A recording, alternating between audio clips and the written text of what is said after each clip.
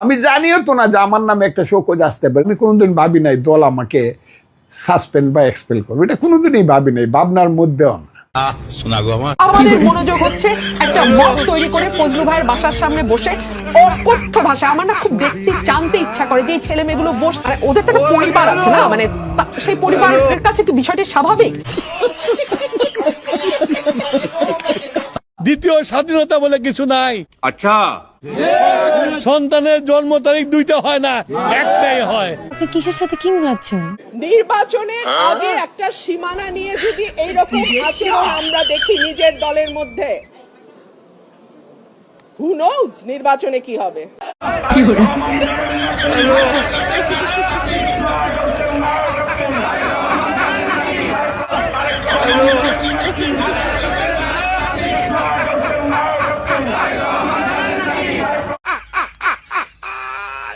ফকির নির্বুতের নাম মিয়া খা, যারা ভাত খাইতে ভাত পায় নাই এক হিসাবে টোকাই, এখন দাপট দেখলে কি বলবো ভাষাই খুঁজে পাই না। ওরে সিটা চাঁদাবাজ আর দুর্নীতিবাজ কে পালায় গেছে? যারা গেছে ওরা হলো লিডার আসলো, যারা করাইতো ওরা পালায় গেছে, যারা করতো ওরা তো আর পালায় নাই, ওরা পালাইছে। বাত তো সহি है। ধরেন তো আপনারা এই সময় টিভির না, সময় টিভির আইডি কার্ড কোথায় পাইছে ধরেন। আইডি কার্ড কে দিছে? আইডি কার্ড কেউ দেয় নাই। আইএফ অফিসার মানে কি? এটা হলো পর্যবেক্ষণ দল। হ্যাঁ, এটা হলো পর্যবেক্ষণ দল, কমিটি। অফিসার মানে পর্যবেক্ষণ দল? কে শিখাইছে? তোমার পড়ালেখা কোথায়? মানে ভোট না দিয়ে কই যাচ্ছেন?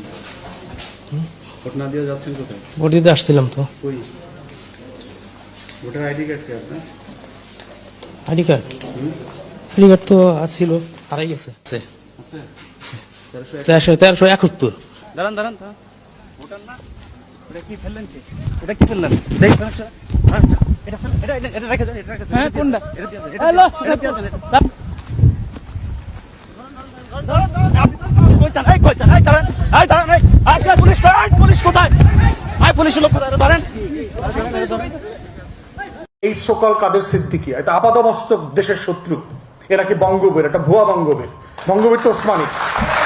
একটা নির্লজ্জ লোক যে নিজে একটা রাষ্ট্রীয় উপাধি নিজের দিয়া বলতেছে আমি বঙ্গবীর। বাংলাদেশে এই পোলারা জন্মাইলো কেমনে, যাদের পাকিস্তানি মনোভাব?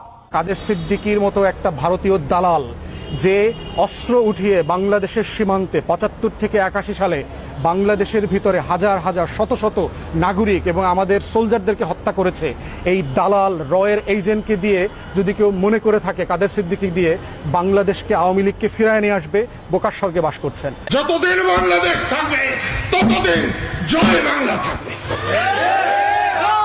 ততদিন বঙ্গবন্ধু থাকবে, বঙ্গবন্ধু বাংলাদেশের পিতা থাকবে। আর এইটা তোমার পাতাটা ঢুকাই দেবো। এখন আবার জাতীয় পার্টির ভেতর দিয়ে আওয়ামী লীগকে ফেরানোর, যেহেতু রিফাইন্ড আওয়ামী লীগের চেষ্টাটা ব্যর্থ হয়েছে, তো জাতীয় পার্টির ভেতর দিয়ে আওয়ামী লীগকে ফেরানোর একটা পরিকল্পনা চলছে। ভারত সরকারের আমন্ত্রণে সেখানে গিয়েছিলাম, ওখানে বেশ কয়েকজন গুরুত্বপূর্ণ ব্যক্তির সাথে আমার খোলামেলা আলাপ আলোচনা হয়েছে।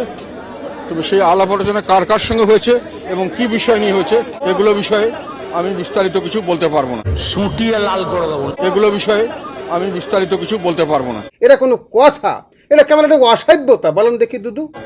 কেননা আলাপগুলো ওইভাবেই করা হয়েছে, ওনারা যদি কোনো প্রকাশ করতে চান করবেন, আমার পক্ষ থেকে ওনাদের পারমিশন ছাড়া আমি কোনো কথা বলতে পারবো না। বোকাচোদা কয় কি? ওনাদের পারমিশন ছাড়া আমি কোনো কথা বলতে পারবো না। অফিস উড়ায় দেবো কিন্তু মাথা গরম করলে।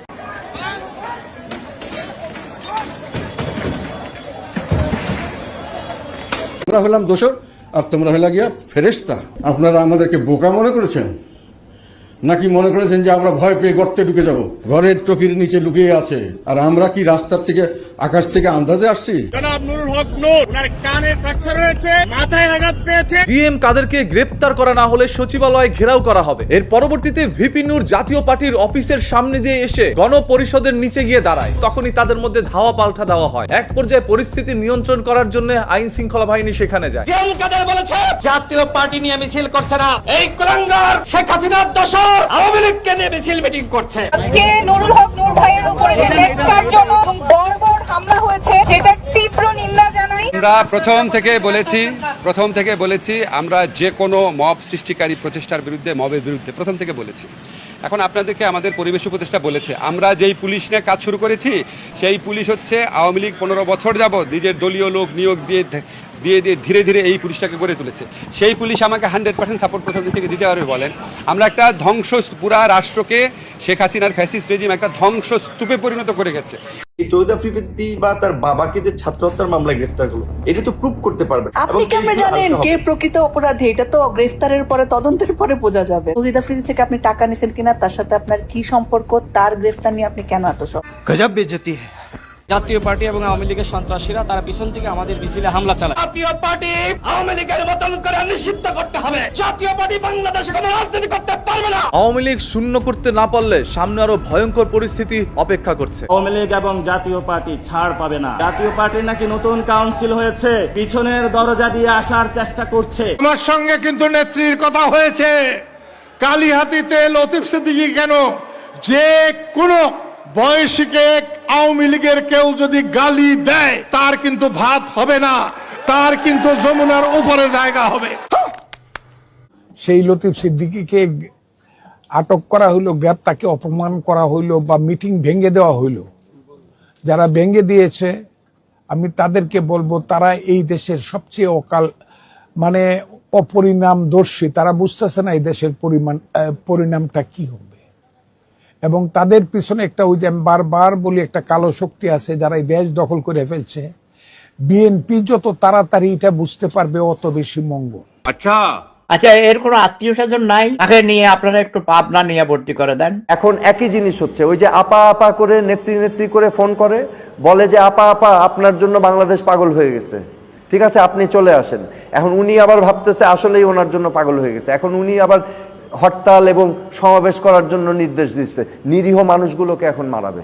এবং তাই তো হচ্ছে, দেখেন নাই এখন কি হলো 32 নম্বরে কি হবে? এখন নেতাকর্মী একটাও তো ঘরে থাকতে পারবে না, তো এখন নিরীহ মানুষগুলোকে ঠেলে দিচ্ছে নির্যাতন অত্যাচারে। তো হবেই তো, মাফ চায় নাই, ক্ষমা চায় নাই, আত্মউপলব্ধি নাই, অনুশোচনা নাই, উল্টা এখন আন্দোলন। যেখানে আহতরা এখনো চিকিৎসার জন্য প্রোটেস্ট করছে, যেখানে অন্ধ 600 মানুষ এখনো পড়ে আছে, যেখানে 1500 মানুষ প্রাণ দিয়েছে, সেখানে আপনি আন্দোলন করতে বলতেছেন। যারা এই ঘটনা ঘটিয়েছে তারা আন্দোলন করবে। স্বাধীনতা বিরোধীরা যেন ডাকসুতে কোনো রকমের জায়গা করতে না পারে, স্বাধীনতা বিরোধীরা যেন ডাকসুতে কোনো রকমের জায়গা করতে না পারে। ইসলামের সাথে আমার 101 সমালোচনা আছে না। ধরেন হাসিনার পতন হয় নাই, হাসিনার পতন হলে আপনি চক্ষু করে বলেন তো সবার আগে ফাঁসিটা হলো কার হতো? জামাতের হতো, বিএনপির কার হতো না, সবার আগে নাহিদের হতো। চক্ষু বন্ধ করে বলে আমাকে আপনারা যত ডেকে বলেন কিচ্ছু হতো না, কারণ 1 দফা 3 তারিখ যেদিন স্বাক্ষরটা হয় সেদিন কিন্তু নাহিদ তার নিজের মৃত্যু পরোয়ানায় স্বাক্ষর করেছে।